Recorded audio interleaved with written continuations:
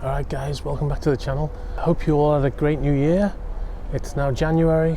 I'm back in Italy, in Genoa, and I've just come down to the marina for a quick scout around. Seen a really nice boat. Wasn't intending to film today. I even have shopping with me, but I can't ever go shopping in Genoa without popping down to the marina to have a look around.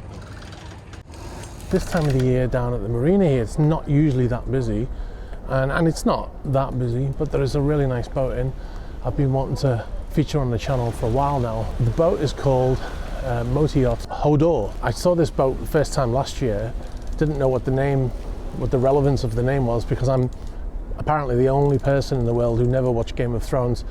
So apparently there was a big guy in Game of Thrones, and his name was Hodor. So this boat has been named after him.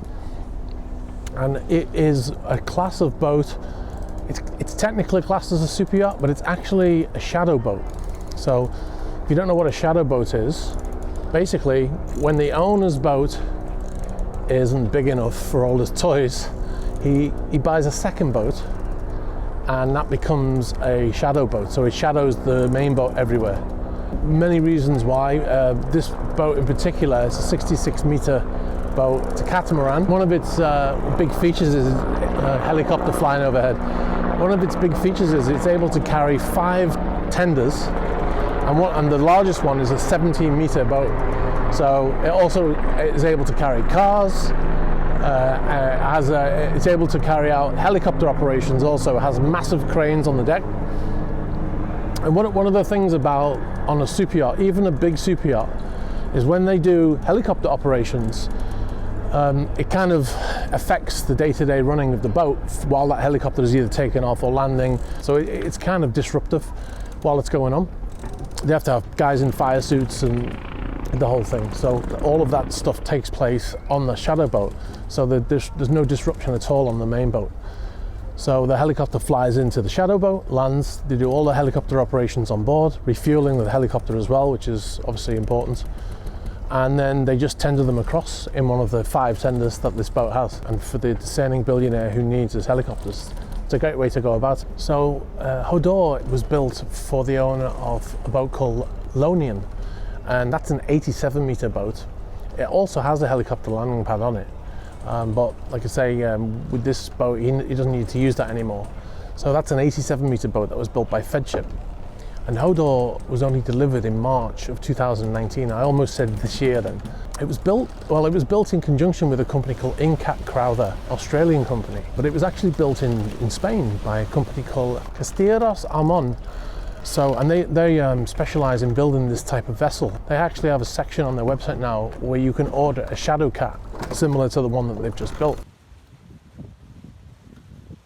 Lots of space, an amazing amount of space inside, and also it's outfitted to super yacht standards. The boat has a fully equipped dive center on board, has nitrox and O2, and it also has a hyperbaric chamber in the ship's hospital.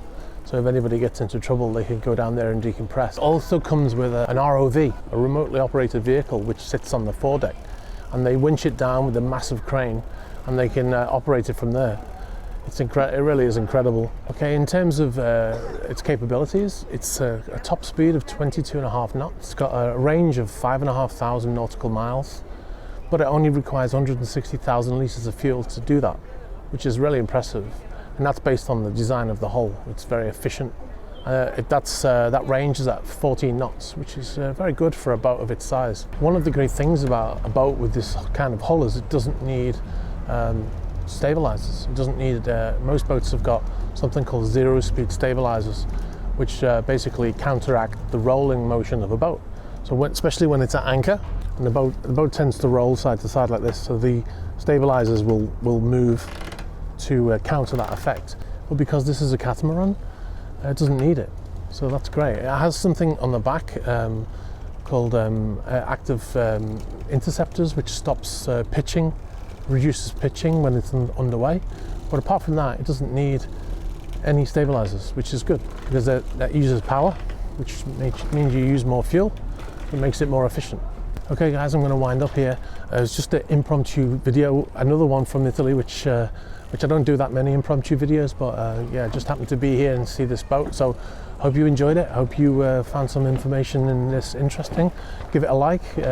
Remember to subscribe if you haven't already, and I'll catch you guys soon. All right guys, bye.